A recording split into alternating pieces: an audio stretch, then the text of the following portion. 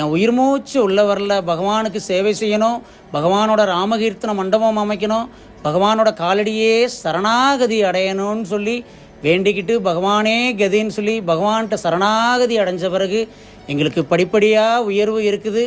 அதே மாதிரி பகவானோட திருவடியில் என்னோட தெய்வ குழந்தைக்கு என்னோட குழந்தைக்கு ஒரு திருமண வைபவம் சீக்கிரமாக நடக்கணும்னு சொல்லி பகவான்கிட்ட வேண்டி விரும்பி ஐயாவோட காலில் சமர்ப்பணம் பண்ணுறோம்.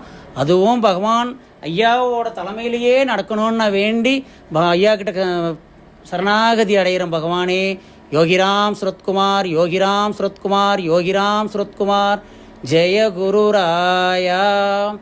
பகவானோட பெருமை சொல்கிற அளவுக்கோ பகவானோட புகழ் சொல்கிற அளவுக்கோ எனக்கு வயசு இல்லை, சிறு பிள்ளை.